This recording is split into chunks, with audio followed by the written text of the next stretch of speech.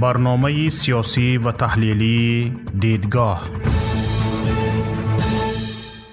درود و سلام به یکایک شما تماشابینان عزیز و شنوندگان گرامی رادیوی پیام.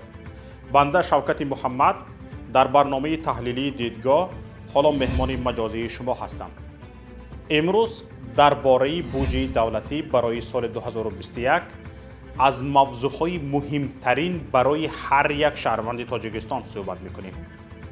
بودجه یک ساله یک کشور از مهمترین مسئله هایی است که باید نمایندگان پارلمان مربوط این مسئله با ساکنان گفت و شنید کنند.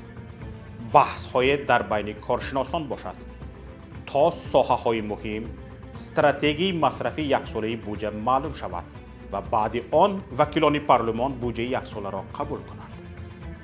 در تاجیکستان همه بر رقص و بازی، غیبت و سخنچینی، جوانان باشند به پیگیری بتل ریپرها، بازی های فورتنایت و پابگ و کسگو آورند. حکومت و پارلمان ضد مردمی چی خیل خواهد همان خیل بودجه را معین میکند. مجلس نمایندگان تاجیکستان امروز 18 نوامبر طرح قانون درباره بودجه دولتی برای سال 2021 را قبول کرد. فیض‌الدین قهارزاده وزیر مالیه تاجیکستان که این طرح را به وکیلان معرفی نمود، اعلان کرد که قسم درآمدی بودجه برای سال آینده در حجم 27 میلیارد و 600 میلیون سومانی به نقشه گرفته شده است که 1 میلیارد و 600 میلیون سومانی یا 6.1% بیشتر از بودجه سال گذشته می باشد. در همین حال سال چهارم است که بودجه تاجیکستان در حساب دلار رو به پایان روی است. اگر سال گذشته بودجه تاجیکستان 2 میلیارد و 600 میلیون را تشکیل میداد، امسال آن به 2 میلیارد و 430 میلیون است. یعنی بودجه امساله از بودجه سال گذشته با حساب دلار 6.5% کمتر می باشد. وزیر مالیه تاجیکستان گفت افزایش درآمدی بودجه از حساب پیدا کردن منبع‌های نوی اندازبندی، بیشتر کردن جمع‌آوری اندازهای اساسی، انداز از ارزش اضافه شده، اکسیز، انداز از درآمد، همچنین تامین رشد واقعی اقتصاد و تأسیس جایهای نوی کاری تامین کرده خواهد شد. درآمدهای اندازی در حجم 18 میلیارد و 800 میلیون سومانی معین کرده شده است که 68% از حجم عمومی درآمد اندازی را تشکیل می دهد.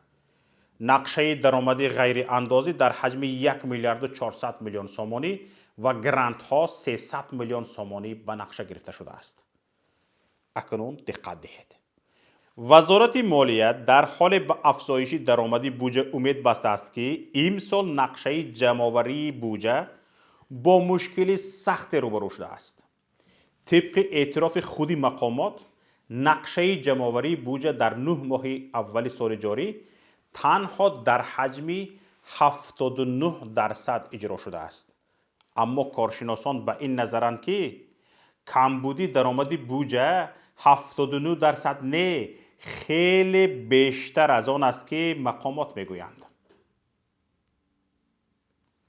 خراجات بودجه سال 2021 در حجم 28 میلیارد و 100 میلیون سومانی مقرر کرده شده است که 1 میلیارد و 700 میلیون سومانی بیشتر از درآمدی به نقشه گرفته شده می باشد. وزارت نیت دارد این فرق را از حساب قرض و گرانت ها جبران کند. خراجات بخش اجتماعی که بخش اعظم خراجات بودجه را به خود اختصاص داده است، در حجم 13 میلیارد و 200 میلیون سومانی تصدیق شده است که 47% از حجم عمومی خراجات بودجه را تشکیل می دهد. از جمله بخش معارف 5 میلیارد و 600 میلیون سومانی دریافت خواهد کرد که 592 میلیون سومانی بیشتر از مبلغ گذاری این ساحه در سال جاری حساب شده است. ساحه تندرستی 2 میلیارد و 300 میلیون خواهد گرفت که نسبت حق امسالش 509 میلیون سومانی بیشتر است. همین طور ساحه حفظ اجتماعی 4 میلیارد و 200 میلیون سومانی با افزایش 262 میلیون سومانی و ورزش و فرهنگ 1 میلیارد و 100 میلیون سومانی با افزایش 70 میلیون سومانی نسبت امسال دریافت خواهند کرد. مبلغ گذاری بودجوی خواجگی منزل و کمونالی 1 میلیارد و 300 میلیون سومانی و بخش انرژتیکی 3 میلیارد و 800 میلیون سومانی را تشکیل خواهد داد که 2 میلیارد و 100 میلیون آن به ساختمان راغون نگرانیده شده است. تماشابینان گرامی، این حساب ها سرتان را لطفاً گرنگ نکند. لطفاً دقت دهید.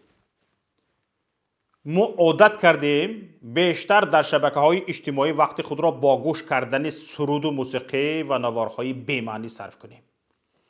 از این حالت خاله بیغمی ما استفاده برده حکومت در گوشمان اگرا آویزان میکند.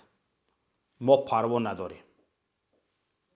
ببینید، وزیر مالیه در حال از پیدا کردن راه‌های نوی اندازبندی برای بیشتر کردن درآمد بودجه میگوید که کشور با سرعت منبع‌های اندازبندیش را از دست می‌دهد. برای مثال، در 9 ماه سال جاری سودای خارجی ولایت سوخت 19.3% کمتر شده است. خبرگزاری از پلوس با استناد به سرریاست اگنتی آمار نزد پرزیدنت جمهوری تاجیکستان در ولایت سوخت اطلاع می‌دهد که در 9 ماه سال روان گردش سودای خارجی ولایت سوخت 1,186,900 دلاری ایالات متحده آمریکا را تشکیل داد که نسبت به همین دوره سال گذشته 19.3% یا به اندازه 283,200,000 دلار کمتر است.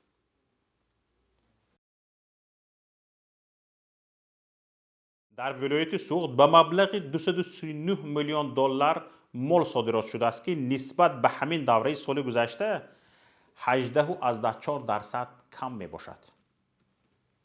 کم شدن صادرات اساساً از حساب آرد 81.3%، سمنت 17.5%، محصولات فلزی 18.2% به عمل آمده است. هرچند صادرات میوه خشک از سبزیجات پیاز، همچنین نخ پخته، کلابه پختگین، سرمه و محصولات سرمه‌ای از ولایت افزایش یافته است، صادرات محصولاتی که نشان دهنده ها را بالا میبرند از جمله آرد و سمنت خیلی کمتر شده اند. در همین حال واردات واسطه های نقلیات، آرد، شکر و محصولات از آن بیشتر شده است.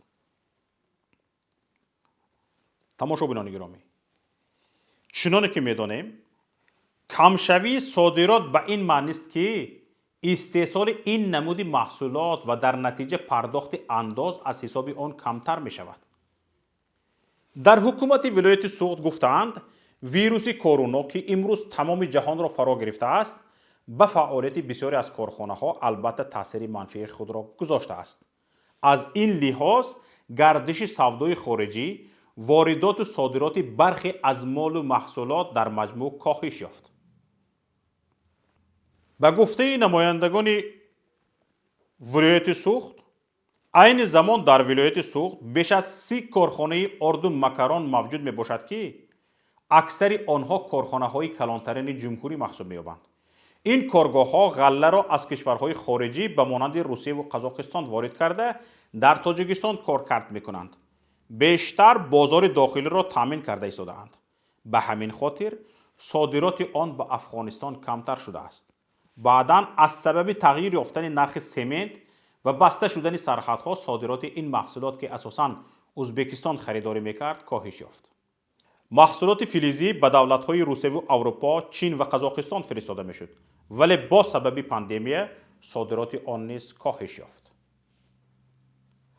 اما طبق آمارهای رسمی صادرات میوه خشک 24.3%، پیاز 30.2%، میوه تر و تازه 7.6%، نخ پخته 21.5%، کلابه پختگین 86.7%، سرمه و محصولات از آن 76.3% نسبت به همین دوره سال گذشته زیاد شده اند.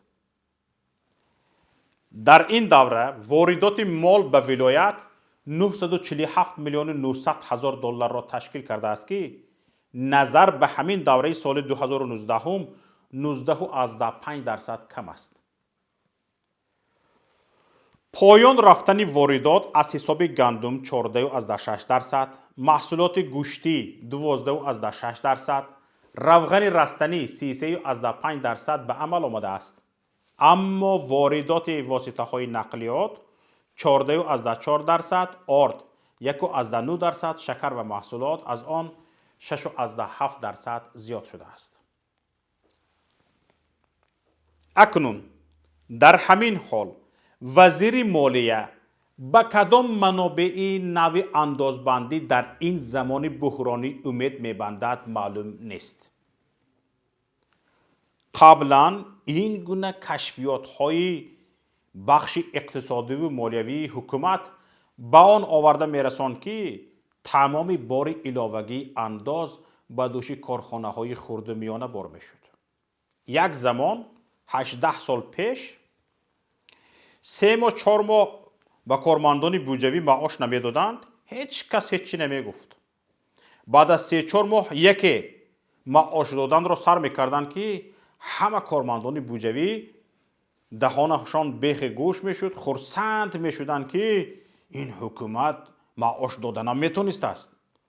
حال آنکه انا همین خیل با پیشبینی ها و فالبینی هایی که ناشدنی اند، حکومت انا همین خیل طرح بودجه میکشید، انا همین خیل طرح لایحه بودجه تصدیق میکرد و مجبور میشد این مردمی خاموش گنگ تب را 3 ماه و 4 ماه فریب کند و یکی حکومت به دادن معاش سر میکرد، همه خرسند میشدن، در خانه های همه عید میشد. همین طور نیست؟ محترم کارمندان بودجوی، همین حکومت آیا از شما ماه‌های و سالها برای معاشتان قرضدار نیست؟ قرضدار است. این قرض‌هایش از کجا؟ مبلغ شما را، معاش شما را ندادنش از کجا؟ از همان جایی که اینها انا همین روز انا همین خیل طرح‌های دروغین میکشند، انا همین خیل لایحه قانون درباره بودجه سال آینده را دروغین تصدیق میکنند، برای اینکه هیچ کس به اینها هیچ چیز نمیگوید، پشه اینها را کسی پشت نمیگوید. کی میسوزد؟ مردم. ببینید اینها میخوان از حساب زیاد کردن منبع‌های اندازبندی بودجه سال آینده را یک کمی زیاد کنند. این در کدام حال؟ در همین حالی که کارخانه های بزرگ که یا به نزدیکان رئیس جمهور تعلق دارند و یا دولتی اند تقریبا انداز نمی سپارند. کارخانه های متعلق به خانواده امام علی رحمان به آن خاطر انداز نمی سپارند که یا با فرمان های زیاد رئیس جمهور و قرارهای پارلمان از اندازها آزاد کرده شده اند و یا قصداً درآمدشان را 10 ها و حتی 100 ها برابر کمتر نشان میدهند، چون کسی جرأت و امکان تفتیش شرکت های متعلق به عائله رئیس جمهور را ندارد. آنها اگر انداز هم سپاریدند 101 معین کرده قانون هم نیست اندازه می سپردگیشان. کارخانه های بزرگی دولتی باشند، بنابر ضررآور و همیشه قرضدار بودنشان امکان پرداخت اندازها را ندارند. در کجای دنیا شما دیده اید که کارخانه های بزرگترینی که حکومت و دولت و ملت به آن با چشم امید می‌نگرد دائم در حالت قرضداری و در حالت ابگاری باشد؟ در کجای دنیا همین خیل است؟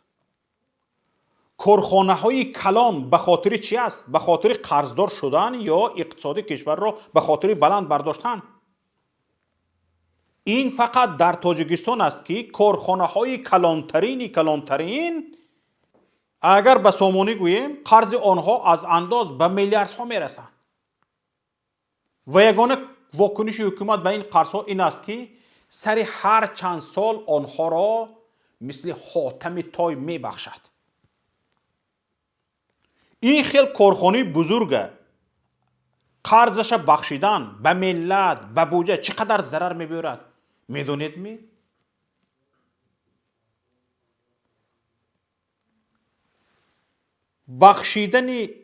بخشیدن کارخانه بزرگ مثل برق تاجیک، مثل تالکو، شاید بجای این هزارها نفر قرضی صاحبکاران بخشیده میشد که آنها وقتی قرضهایشان بخشیده می شود یک با دل گرده تمام کار خود را پیش می بردند.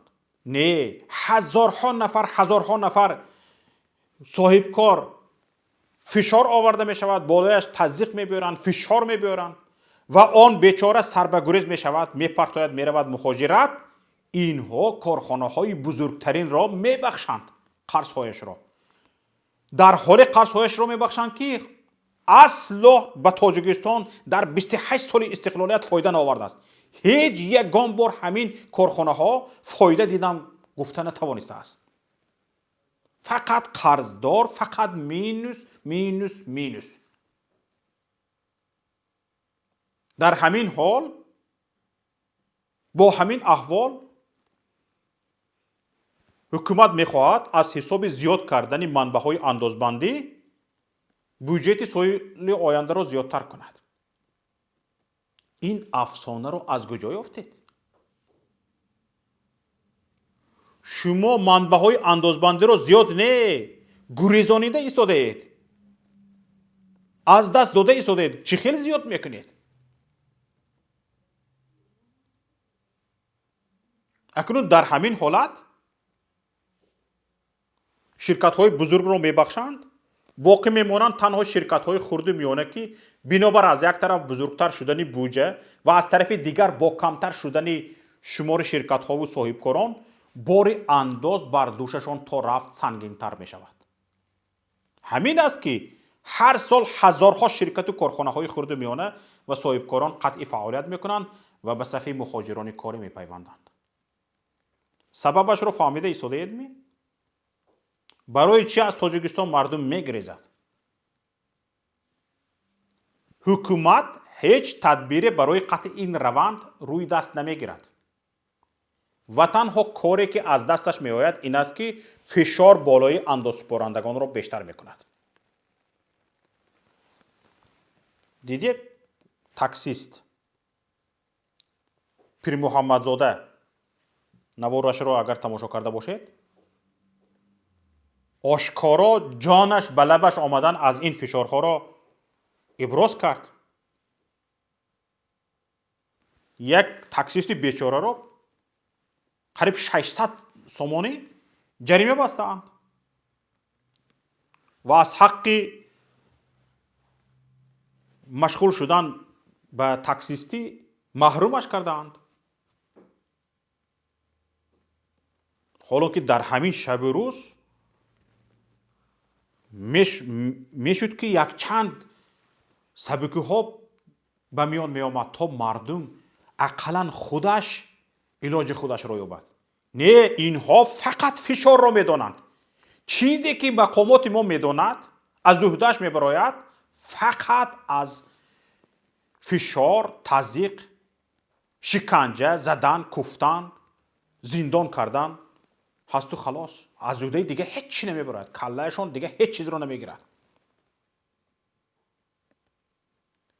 همین است که راه‌های قانونی جمع‌آوری انداز تمام شدند. صاحبکاران کارخانه ها انداز 2 تا 5 سال آینده را نیست پرداخت کرده ایستادند، مجبور کرده ایستادند. مقامات دولتی حالا دست به قلابی میزند، مثل همان جمع‌آوری فرق انداز 5 ساله منزل از استرافشنی ها با این بهانه که انداز 5 سال پیش زیاد شده بود اما مردم خبر نداشت. حالا شنیدید هفته گذشته در استرافشان مسئولین خانه به خانه مردم در آمده آغل حاجت خانه ها را چین کرده، خانه های مردم را گاو و گوساله مردم را شماریده 5 ساله انداز گرفته ایستاده بودند. 5 ساله گفتند که 5 سال پیش قیمت شده بوده است، ما ندانستیم، جمع نکردیم، باید شما قرضدارین بیتی. من نگه طبق تحلیل های کارشناسان وضع درآمد بودجه چنان تنگ شده است که دیگر نه قرض و گرانت، نه فشارهای شدید اندازی به مردم و نه حتی فروش سنگ و متال های قیمت بها کمک نمی کنند. امسال دولت به بیش از 0.5 میلیارد دلار سنگ های قیمت بها فروخت. در رسانه ها خواندید؟ اما تامین بخش های بودجوی همانا با مشکل شدید روبرو است. کار تا جایی رسیده است که امکان دارد امسال دولت بدون کدام بهانه و سبب از مردم برای پر کردن بودجه پول می طلبد. انیقترش پول می ستاند. اینجا نهایت برنامه امروزی ماست و من با شما خداحافظی می کنم. برنامه های رادیویی ما و مطلب های ما را در پایگاه پیام نقطه net و شبکه های اجتماعی پیگیری کنید. انتظار پیشنهاد و ملاحظه ها و همکاری های شما هستیم. سربلند و پیروز باشید. خیر تا روز دیگر.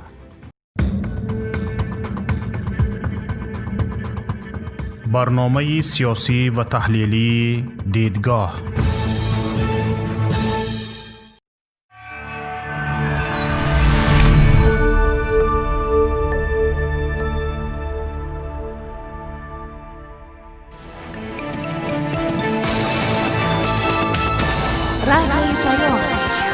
در فضای سیاست صدای جدید.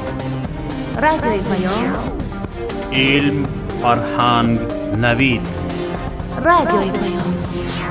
مشورت، بحث، گفت و شنید. در تمام دنیا روی رسانه اینترنتی رادیو پیام نقطه net.